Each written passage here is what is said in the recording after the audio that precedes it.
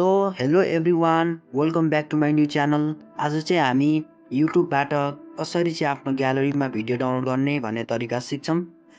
सबैभन्दा पहिला साथीहरू तपाईँले भिडमेट एपलाई डाउनलोड गर्नुपर्ने हुन्छ।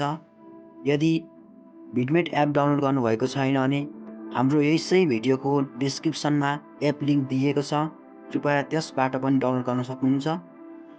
सबैभन्दा पहिला तपाईँले युट्युब ओपन गर्नुपर्ने हुन्छ।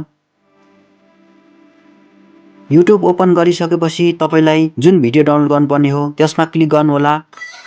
क्लिक गरिसकेपछि साथीहरू यहाँ देखिँदै गरेको सेयर बटनमा क्लिक गर्नुहोला। सेयर बटनमा क्लिक गरिसकेपछि राइट साइडतिर स्क्रोल गरेपछि मोर अप्सनमा क्लिक गर्नुहोला। मोरमा क्लिक गरिसकेपछि साथीहरू भिडमेट डाउनलोडमा क्लिक गर्नुहोला।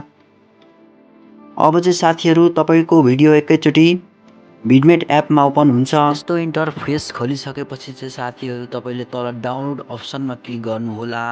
डाउनलोड अप्सनमा क्लिक गरिसकेपछि चाहिँ तपाईँको भिडियो अब चाहिँ सरर गएर चाहिँ ग्यालरीमा सेभ हुनेछ।